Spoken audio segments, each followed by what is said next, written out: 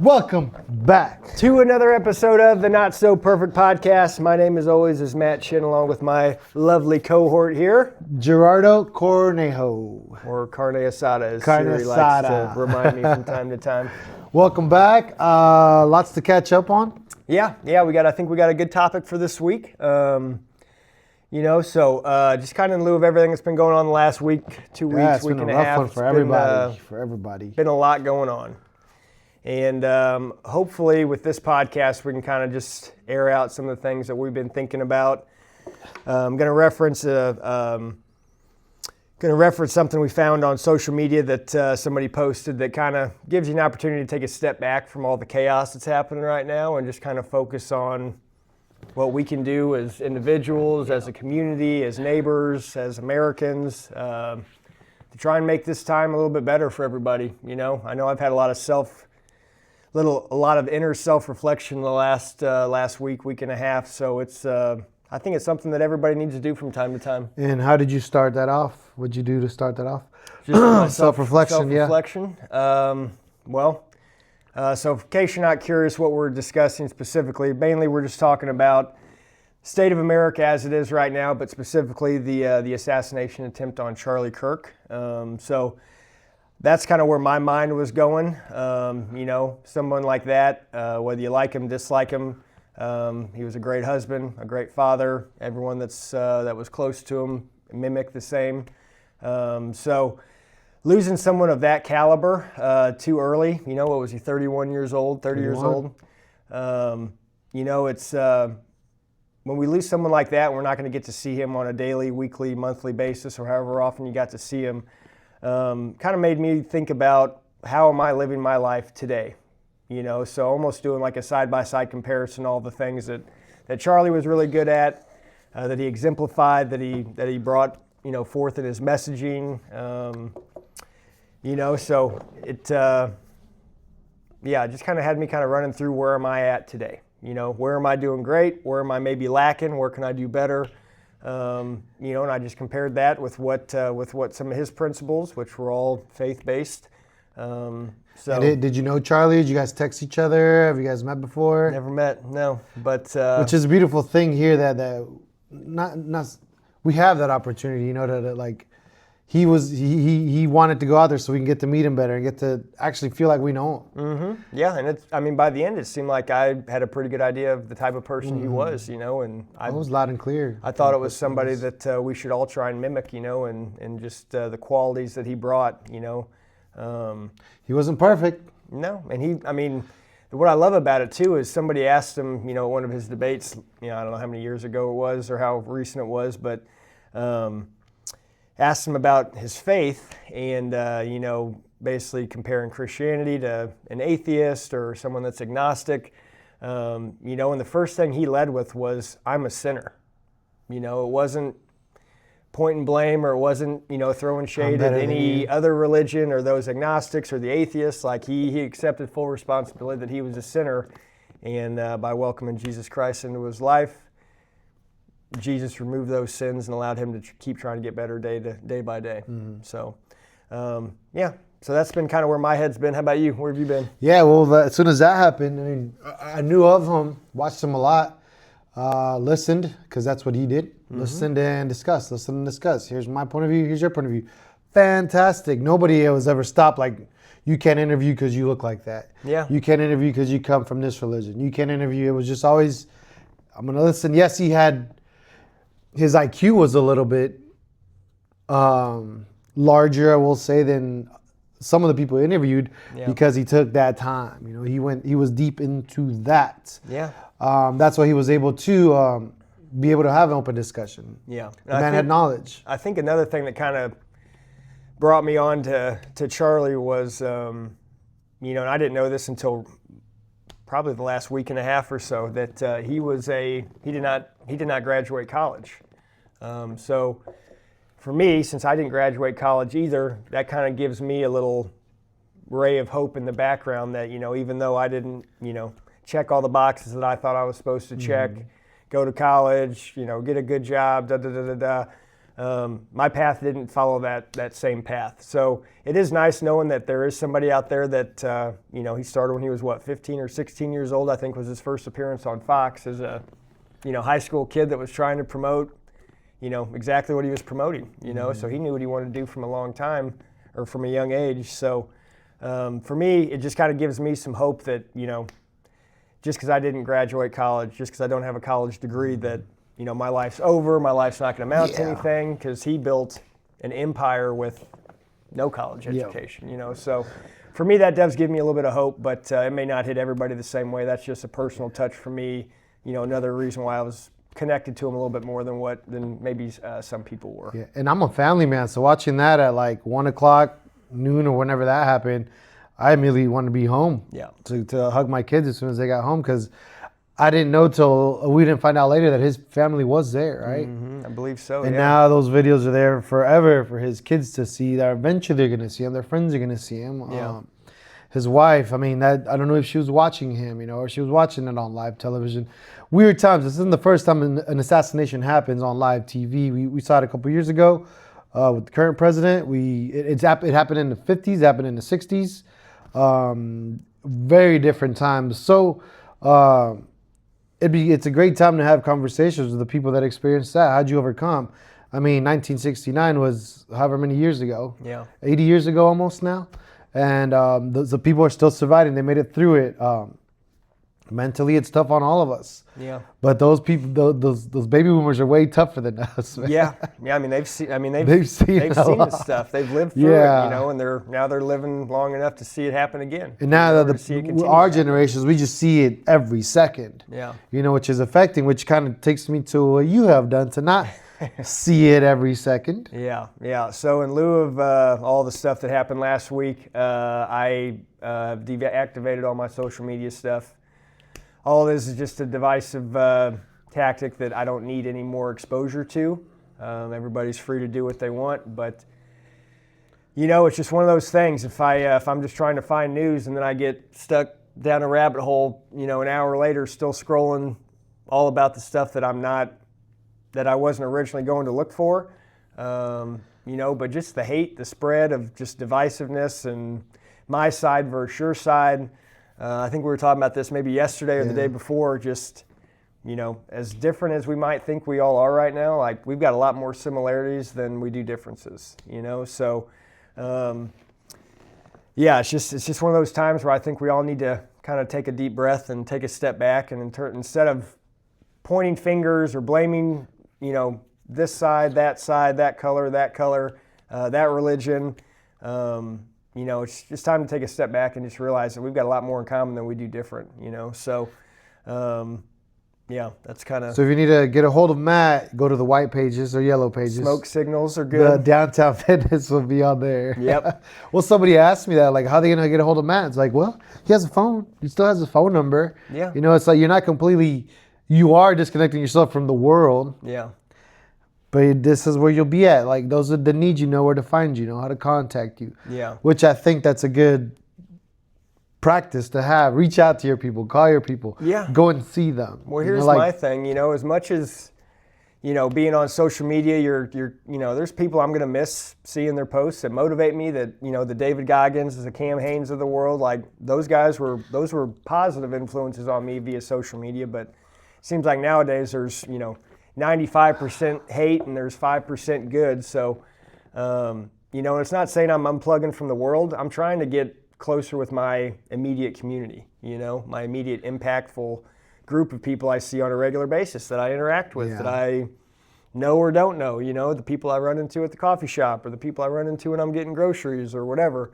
So instead of just being amped up on social media fuel, I guess you could say, I'm just trying to unplug and just kind of detach and get a little bit closer to those physical people that I see and interact with every day. Stuff that matters. Yeah. So I'm not disconnected from the world, just from the, how much impact can I have in India or Pakistan or Gaza or whatever. Not a lot, but I can definitely impact this community, the ones that I'm actually living in. Yeah, it starts here. We were having that conversation, like, how do we fix this? How do we fix this? Like, dude, there hasn't been a fix. Yeah. But it really starts with that person in the mirror you're looking at every day, every single day. Absolutely. And just try to be as genuine, as true to yourself as possible. Yeah. And then go spread that. Absolutely. So just kind of a backstory to kind of what we're leading into, and this is going to kind of be our topic for today, kind of with what we explained before, knowing that ahead of time. So there was a post that somebody made that I found right before I got off of social media. I screenshotted all the text to it, so I had a reference point. This came from Sean Ryan. He runs the Sean Ryan podcast. Military guy, he's a veteran, was a Navy SEAL, then he did some CIA contracting work, and did not find Jesus until much later in his life, so doing all of his military stuff, his CIA stuff, he was basically faithless throughout all that, and those led him to some of his darkest times towards the end. He was just on attack mode. Yeah, so you got to think, someone that's been exposed to the worst of the worst, what's that going to do to somebody without faith, having any kind of a faith or a background in faith whatsoever. So he made a post the other day, and it was kind of talking about what we led with opening up here. So I'm just going to read it. This is from Sean Ryan. He said, "I remember once when I was contracting for the agency, I was working in a remote part of the Middle East.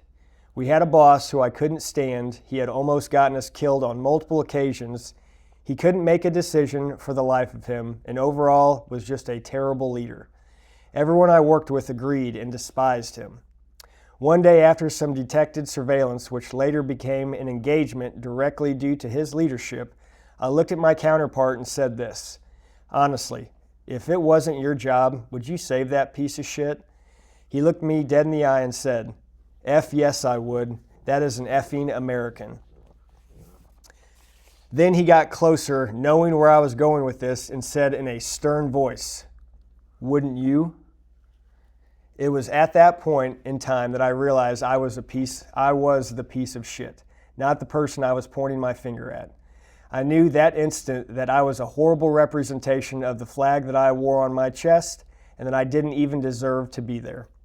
I immediately adjusted my attitude, but I felt ashamed for even having thought of not rendering aid or conducting combat to save another American simply because I did not agree with his decision making.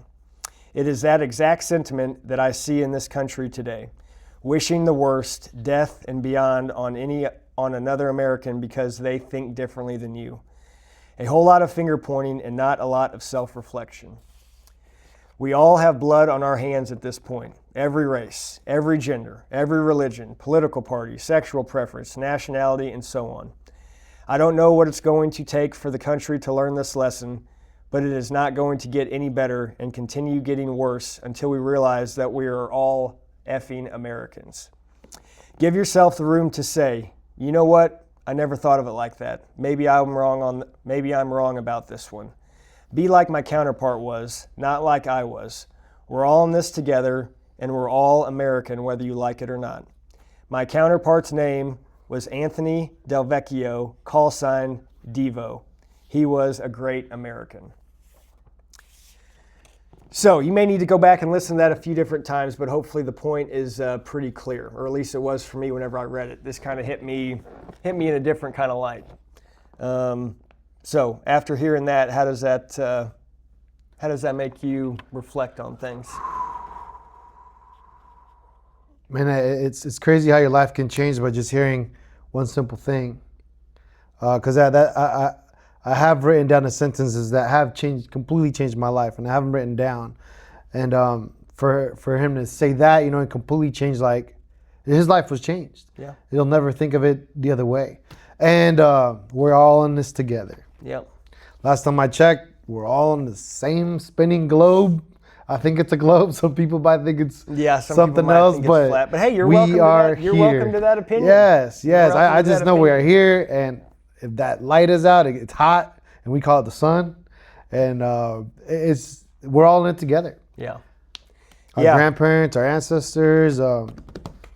Whenever I heard this, it kind of sparked a lot of different thoughts. Yeah. What'd you see?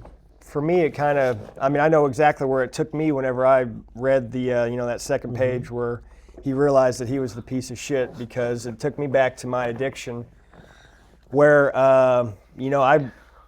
I'm guilty of all those things that he was describing about himself, and probably even more so. And I go into more detail in it here a little bit.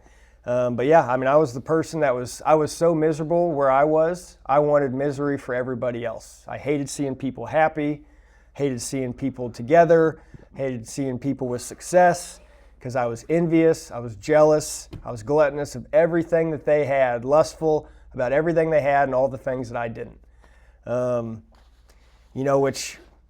Which is good for me, because I've already kind of addressed a lot of those things when I got sober. And I think it's something that we should all do at some point, throughout our journey. And maybe you got to do it multiple times. There's times where life changes, the tables turn. Yeah, like I said, it was one of those things that then led me, after I kind of, wrote down how I was talking about how I was rooting against everybody and I wanted to see people fail just because I wasn't winning. I wanted other people to fail, and it's just a shitty mindset to have, because all you're looking for is negative. The only energy you're pushing out is negativity in the universe, and honestly, it's like the harder I pushed, the more it just got slammed right back in my face. The less success I had, the more failures I'd have, the more, you name it, they would just start stacking. The more envious, the more jealous, the more lustful I would get over other people I'd encounter. Seeing people smiling, I hated it. Seeing people be happy, I hated it.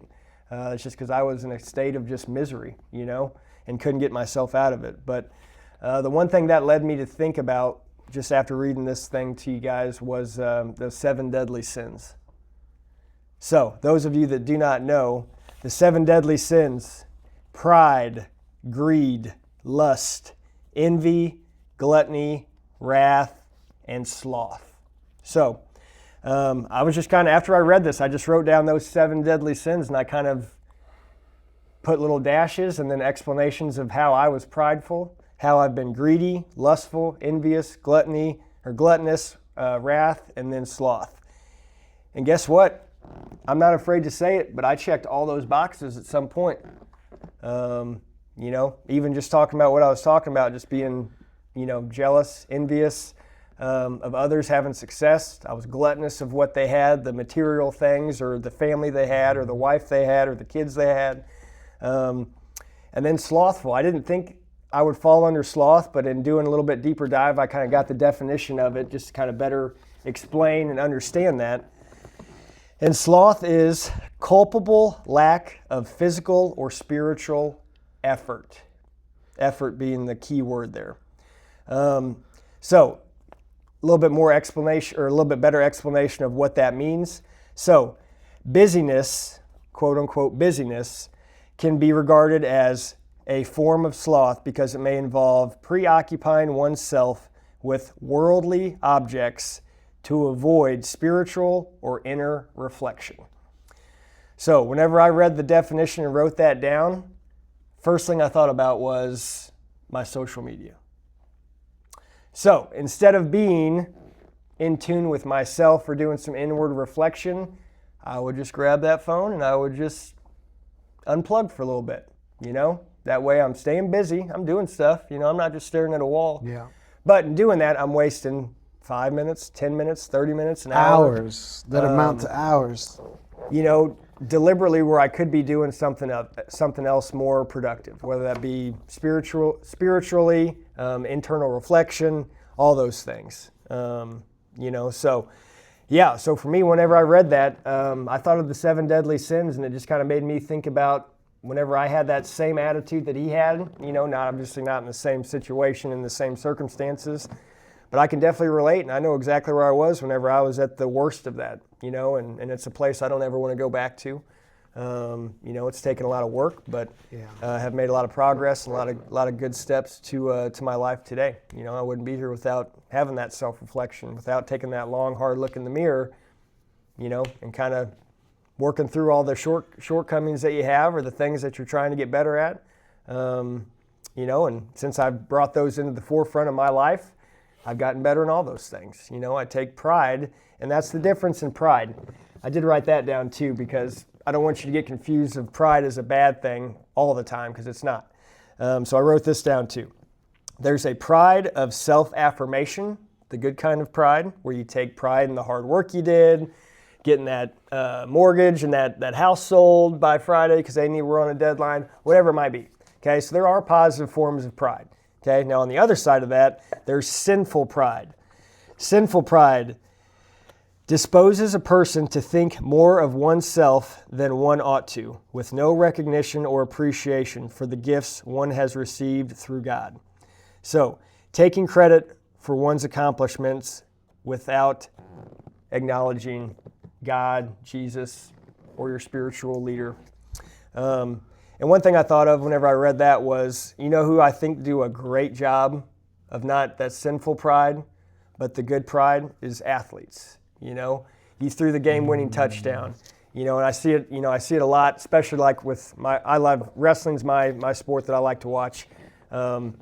Any wrestler that comes off of the national championship stage, just won their gold medal or just won first place. You know, they've got a microphone right in their face as soon as they get off the mat. First thing, I bet 99.99999% of them say, all things be due to God.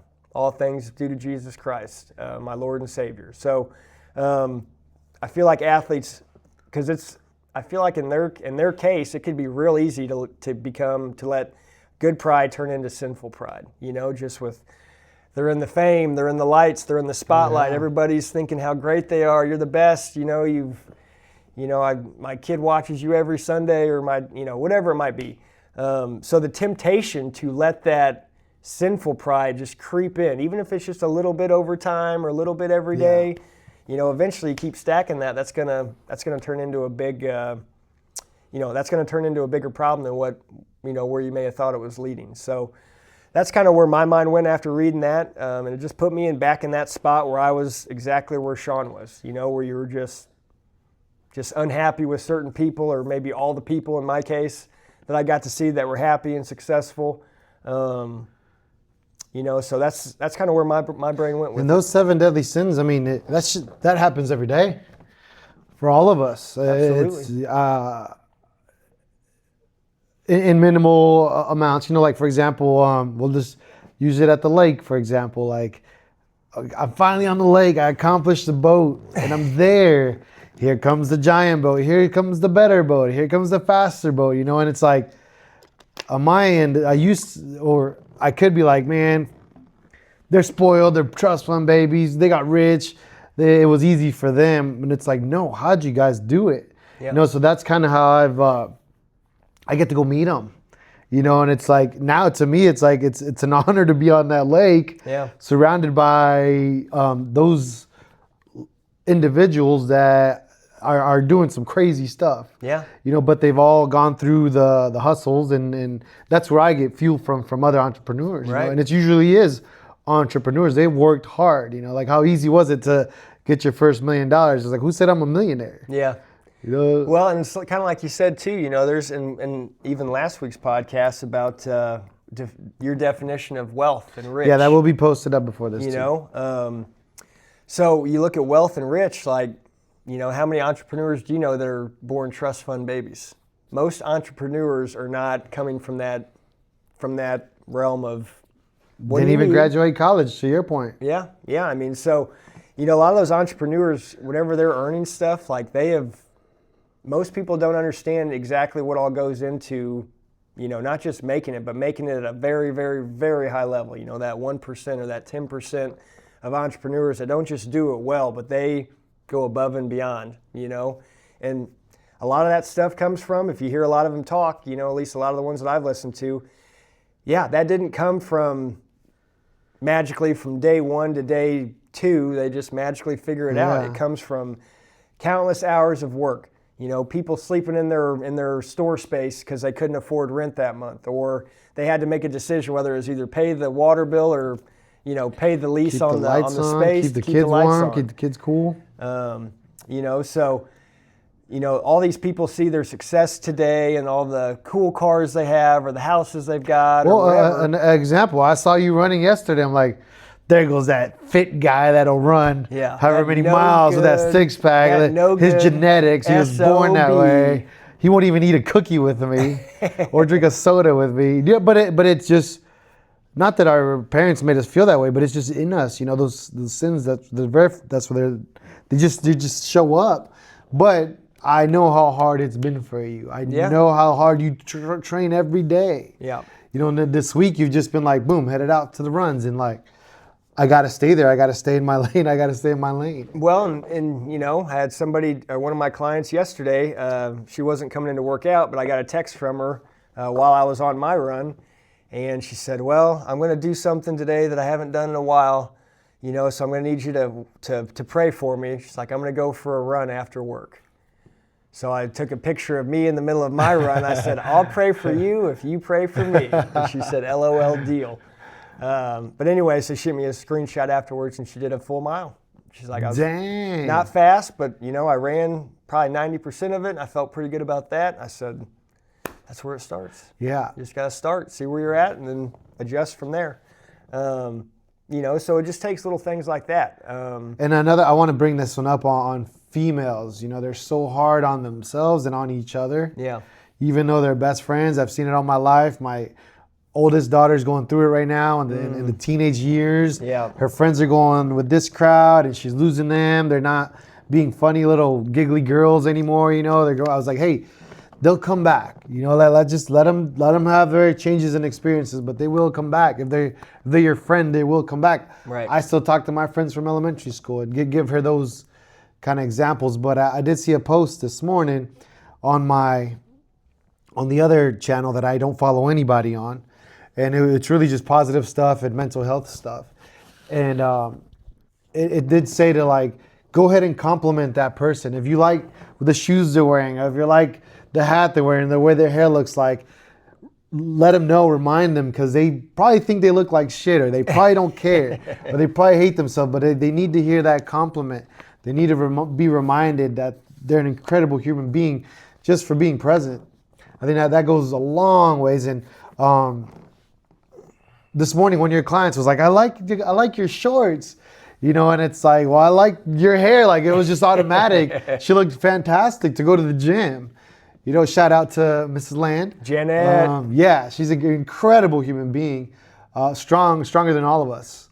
And for her to give me that compliment, boom, like got me started on the right path this morning. Yeah. Well, I'll just say this, and this isn't a podcast sponsored by Janet Land, but Janet is one of the, she's one of those people that I look up to every day with the amount of strength.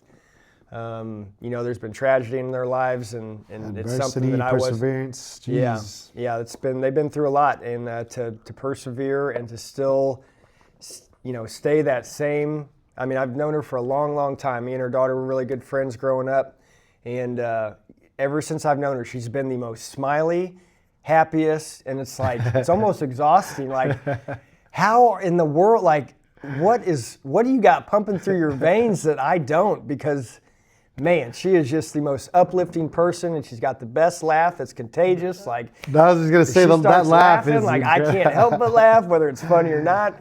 Maybe we'll bring her on the podcast so you guys can meet her. We'll She is incredible. Special guest intro there, but no, and we're surrounded by people like that. Yeah, and if you're not looking for those people, you're gonna miss them every time, And I was guilty of that too. Like, I didn't realize how great life could be until I started, fixing my life, And it took a lot of work. And you'd fix one, part of your car, and then you got a whole nother section you got to start working on next, But what would help me with that was just knowing that, it's just like your vehicle that you're driving today. Like, it needs oil changes periodically. It needs engine work periodically. It needs tire work periodically. It needs suspension work periodically. Like, our lives are the same way. Like, we've always got to be working to get better. And that's the only way you do that is through work, perseverance, practice, failing, learning from those mistakes, starting it all over again, and try and do those mistakes less and less through the experiences that you're going through.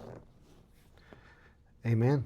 No, but there's another thing I want to talk about too. Just going through, those things I was just talking about, and getting away from self and working towards selfless. So my example of that is that person that said, "Hey, I really like those shorts," and then meanwhile they're just like,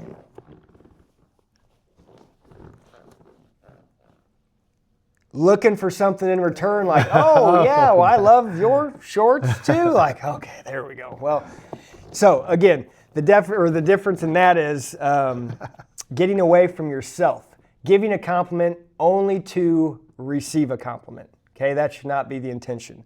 So when you're working towards selfless, that's telling somebody, hey, I don't know how much weight you've lost over the last month, but man, you look great.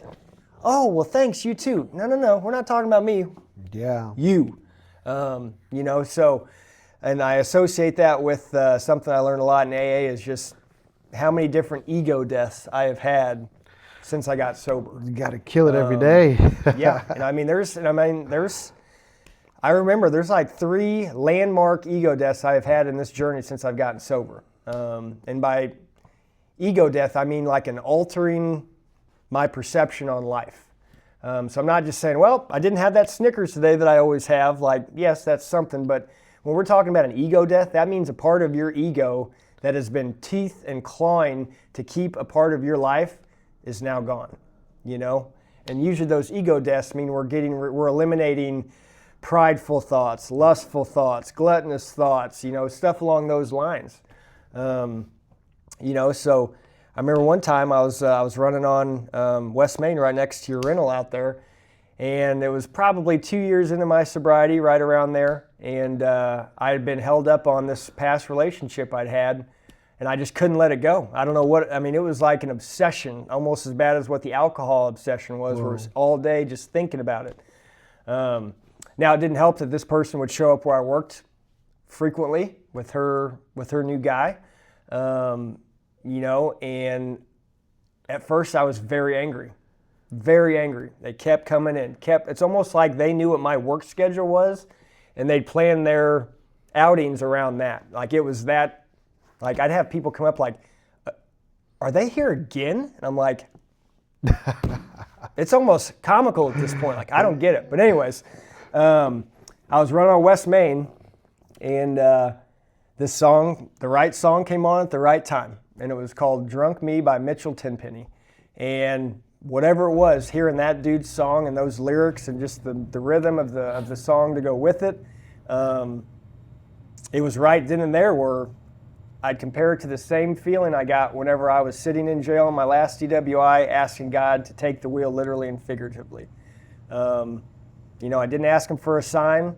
About 30 seconds later, I looked up and he gave me the biggest sign that I've ever seen in my life. So from that moment on, whatever that obsession, that addiction I had for alcohol, I just felt it just evaporate. And it's hard to put that into words, but that's the best way that I can describe it. And we talked last week about signs, like when you're so addicted to this one thing, you no longer look at signs, but the signs are there every day. Everywhere. You had them all around you all the time, but this was the only sign, like this is... I had my blinders on and there were no peripherals to see the signs that were all around me. I was just so infatuated, narcissistically just driven about myself only, everyone else is second. We got to take care of me first. And it's just crazy how far that will lead you on the wrong path, And honestly, at first, I was very shameful of myself because I let myself get that far off the path, And you don't. Again, it's not one of those things that happens from day 1 to day 2, day 50 to day 51. It happens over the course of every day you're walking, you're living, you're breathing. And how do you think that happened?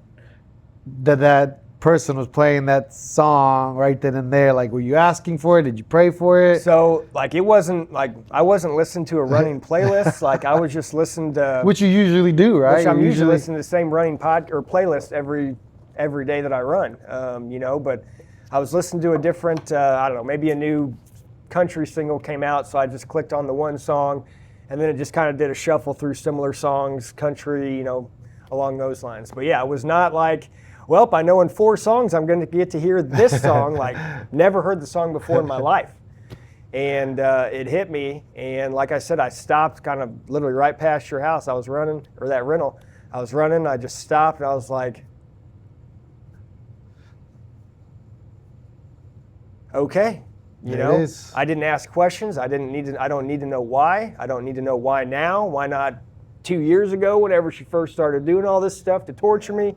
I said thank you, and I kept running. You know, so but again, it took 2 years of just getting tempted and tortured and having to see that person on a weekly basis. It seemed like, you know, but I would pray. I would do all the things I could to try and get, you know, my obsession about why this person is not leaving me alone to live my life. It's not relevant. It's not important. What's important is that I learn from this experience, hopefully to the point where I don't fall back into that same trap. You know, so yeah, the ego death is a big thing. That's whenever I've made my biggest strides is after an ego death. You know, because I'm not burdened by whatever that obsession was I was obsessing about, you know, whether it be alcohol, whether it be addiction, whether it be that person that kept coming to my work and just, you know, what in the nerve, you know, that they have to come here. It's like public place. Like they can come here if they want, you know, they can dine That in was a if they want. test. So is he gonna quit? Again, When is he gonna give up? And that's the way I look at life now. I look at life as if there's adversity that pops up, I always look at it from a standpoint of, all right, why would God put this in front of me, and how do I need to overcome this, you know, as opposed to just going straight to wrath and anger and, you know, all the things I used to go to. I may get frustrated. I may have to take a nice deep breath and let it out nice and slow. But again, I recognize when those things start happening, like those your little lane assist things on your rear view mirror, on your side mirrors. So whenever I see that little light come on and I know there's something coming up here, I know how to better handle it today than I ever did before. And there's nothing more freeing than, huge shout out to our Navy SEALs, their quote of just deal with it. Yeah. Being in business for this long, like the phone will ring sometimes and you're like, I don't want to answer it. Or maybe someone's calling you, you know, and you're like, I don't want to answer it. I don't want to answer it. But just deal with it. It's with our relationships, business. That's a big thing that we practice up in my office and with my team. It's like we deal with problems. We're being hired to deal and solve problems. Yeah. And so deal with them immediately so that your client can continue to proceed with their process, because we already know how much stress the client's going through. Yeah. You know, so deal with it. Deal with the phone call. Deal with the situation. Deal with the debt. Deal with the addiction. Yeah. Deal with it. That's where it begins. Yeah. You decide to deal with it. Well, and I think we've talked about this on a previous podcast, but another ex-Navy SEAL or retired Navy SEAL, Jocko Willink. Yeah. Anytime something bad happens, what's Jocko always say? Good. And it's a funny story that he's got in one of his books and then one of his podcasts that he's done where, you know, he had this guy, he was, Jocko, I think at the time was leading a SEAL platoon, so he was kind of the top dog out of the group. And this guy came up and Jocko could tell something had him flustered, had him bothered, whatever it was. He's like, hey, what's the deal? He's like, I got this thing, but I want to tell you about it, but I already know what you're going to say. He's like, oh yeah, what's that? He's like, you're going to say good. He's like, maybe. He's like, why would you say that? He's like, well, I just got back from the doctor and my left ankle is going to have surgery, you know, and I'm not going to be able to deploy for 3-6 months, whatever it was. And Jocko's just sitting there just kind of grinning like, mm-hmm. And what are you going to do about that? He's like, I'm going to do what you tell us. I'm going to, you know, if you break your left ankle, good. That means now you can make your right leg stronger, you know. Oh, both your legs are messed up. Okay, well, good. Now you get an opportunity to work on your upper half. You know, you can you've been wanting to bench press 225. Now's your opportunity to work on that, you know. So basically, moral of the story, regardless of how shitty the news you get or whatever the day brings you, whether it be good, bad, or indifferent, make the best out of it, okay? Because pissing and moaning and kicking and dragging your feet over every time something happens that doesn't go the way you want it to or the way you think it should go or not, you know, the way you were planning. And it's okay to have emotion about it, right? Absolutely. It's okay. Take the time and that's good. Absorb it. That's David Goggins' poopy pants mentality. Yeah. You know, something tragic happens, give yourself a week, give yourself a day. If it's something smaller, give yourself 15 minutes.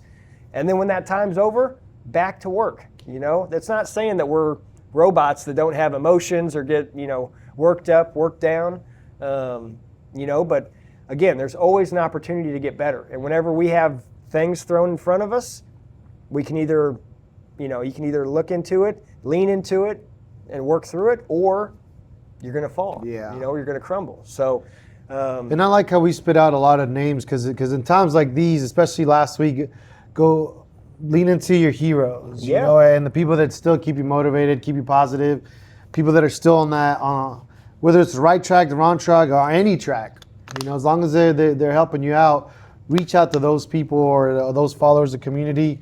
Our community is doing a thing tonight for Charlie Kirk, and then we're praying that everything just goes safe. Just protect them, God. Like, they're just there to pray, and that's, I don't know if it's going to be packed, how full it's going to be. We don't know. And it's scary that we even have to think about that anymore. Like, I hope nobody goes in there that just ruins lives, ruins that moment.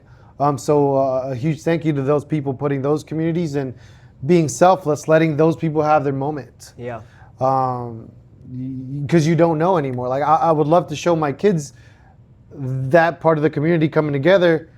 But Stacy would be like, I ain't taking my kids there. I don't know what's going to happen. Yeah. That's where we're at now. And us as parents have to deal with that now. Even trying to explain to Irie, like, when we drop you guys off at school, we don't know if we'll ever see you again now. We're putting our faith that things are going to be okay today. Yeah, and thank you to the school districts and that they try. They don't have it figured out. I heard some, I don't know if I told you this, but there's some schools practicing gun sounds coming from different areas of the school so you know where to go during that. You're teaching this to elementary kids. That's like, crazy. Why would you practice that and put that trauma in their head? Like, I have trauma from at the flight show. Yeah. The helicopters, the Hueys and the Apache taking off and the Black Hawk, like, that's when we knew war was going on. And here we are, people are paying for rides, like $100 you go for a ride. Here, like, Irie wants to get back in the bounce house. You're like, Yeah, here we are crazy. doing this for fun. And with Linda, I was like, I leaned in, I was, Linda, you remember those noises, right? Like us growing up. Yeah. That's war, right? And she was like, yeah. And I'm just like, and these people are just like, because the girl that helped me to volunteer, she's like, I get to go for a ride and what? And how does that, and I mean, again, so that's, you look at whatever percentage of the population that's, second generation, third generation Americans, how much we take for granted, like until we started doing these podcasts and you kind of went into like your childhood and just everything you went through, which I had no idea when we did that podcast.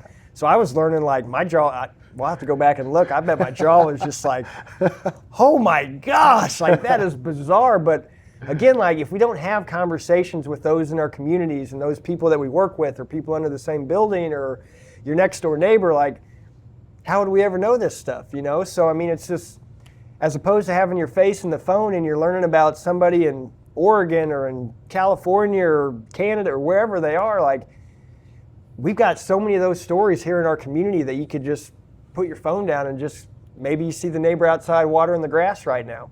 Go over there and just have a conversation. Oh, I had a 45-minute conversation with Kermit Miller. Yeah. Shout out to Kermit, he was a F1 fan, and immediately I was like, you're a Formula One fan, and I don't know anything compared to what he knows. Yeah. It was impressive, and he was just, it was great, just the communication, just talking to him. Yeah. I've seen him on TV all those years. Yeah, and that's, I mean, all I remember is Kermit Miller on KRCG 13, literally as young as I can remember. Like, he'd be on the 6 o'clock news, the 10 o'clock, whatever it was. Like, yeah, he was like a staple for Jeff City, and I feel like he still kind of is, just with as active as he's been, just doing what he does. And I'm smarter on Formula One now just because of that conversation. And I'm smarter because we get to have this conversation. And we really just wanted to start this for, let's have a communication about guys talking about mental health, and look at where we're at now. Yeah. Not that we're at the Joe Rogan level No. or any of that. And I even have somebody approach me, like, hey, do you want to take your podcast marketing to the next level? It's like, no, we're really just talking to like our audience and letting them know, like, this is what we can talk about, you can talk about it. Well, and it's basically just, the point of what we were doing, this is something that, I don't know about you personally, but me and Gerardo get to do a podcast every week. Like, it's kind of like a spiritual cleansing for me, because I'm offloading a bunch of stuff that I've just, from last week to this week, there's been a lot that's happened that I've been processing and trying to understand and put a grasp on. So just getting to come here and just talk about it, get it off our chest and kind of kick ideas around. Like, again, it's even in this deal that we talked about earlier, you know, that Sean posted, even just having a different idea than that person next to you and being okay to say, you know what, I never thought about it like that. Maybe I've been wrong this whole time, you know? And again, that goes back to just you hearing trigger point sounds, which are Hueys and airplanes and stuff like that, where everybody else in this community is, you know, this is the greatest day ever, you know, where you're having a little PTSD, a little flashback trauma, you know, and some people might not have any idea until we start doing this podcast, and maybe they understand that better. Yeah, and hearing those sounds just makes me thankful to the point where we got now. Yeah. We made it out of that country alive, somehow, some way. Yeah. And we're still alive in this country, you know, just because we're not there don't mean it can't happen anywhere else. Yeah. Yeah. No, but I think an important thing, kind of reel this back in towards the end here, is just to kind of think of it in the terms of, and you know, all the literature, all the commandments, and all the stuff out there. I keep it real simple with how to do that. You know, it's the golden rule: treat others as you want yourself to be treated. You know, so I look at that in the most simplified definition. You know, not complicated, not addendums to it, not A, B, C underneath it, but just keep it real simple. You know. And to a point where if you get home from work, you notice your neighbor's house is on fire. You're going to call somebody, you're going to go check on them, or is it because they have the wrong political sign in their front yard? That ain't my business. Or back to the sins, you know, like, oh, well, I've always hated their house because it's bigger than mine, let it burn. Yeah. I mean, think how ridiculous that sounds when you say that out loud. Like, I'm not going to save this person because I don't agree with them 100% on X, Y, or Z. So again, that's why I said, treat others as you want yourself to be treated. Because if you look at all the 10 commandments, then we can complicate, because, well, what about this and this? Like, simplify everything. Don't overcomplicate this issue. Yeah. It's not a complicated issue, because guess what? Like we talked about when we led, we have so much more in common than we have not in common. You know, I'm pretty sure everybody that works here today, we all drove a car here. Yeah. Okay? Pretty sure this morning, and that alarm clock went off, we probably all wanted to hit snooze, you know? You didn't hit snooze? No, not today. Not today. But the temptation's always there, you know? So, I mean, again, as much as you might hate somebody and dislike somebody or think that person's an idiot or whatever, you're free to think whatever you want to think, but how are you going to feel if that person treats you the exact same way you're treating that person or that group or that whatever, you know? So, I don't know, man. It's just one of those things. I just think we all need to take a big step back, take a big, nice, deep breath, and realize that we've got so much more in common than we do differently, you know? And if we don't agree on everything, that's okay too. That doesn't make you a bad person or me a bad person or us both bad people. That just means we have a difference of opinion. Like, and that's okay. That doesn't need to be a violent exchange. That doesn't need to be a hostile act towards one another, you know? And in my opinion, like, we've seen enough of that shit. Like, I'm tired of it. You know, and all across the board. And there's things out here. I don't know if it's people, if it's a group, if it's the universe, the devil, whoever it is, but there are bad forces in this world wanting to see each one of us fail.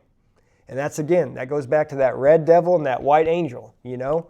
So every day we've got super important decisions we got to make, you know? And it's so much easier to make the wrong decision or the hard decision by taking the easy route. You know, maybe that is, well, I'm not cooking healthy tonight because I had a hell of a day, so I'm going to Burger King, okay? Or something along those lines. It's always got to be reeled back into getting away from self and working to be selfless. Yeah. And we're not perfect, or else No. we'd have nothing to talk about. Well, I already talked about it. I'm guilty of 7 deadly sins, you know? So I don't know how your day's going, but, you know, if I can admit that, I'm working to get better at all those things. And I've made a lot of progress since that first approach at doing that. Yeah. You know, and it takes internal self-reflection, admitting that maybe you were wrong over some things, and that's okay. Like, we're wrong all the time. Like, I don't know, it's just not something we need to be putting on repeat, you know? It's, you made the mistake, admit it, confront it, move past it, carry on.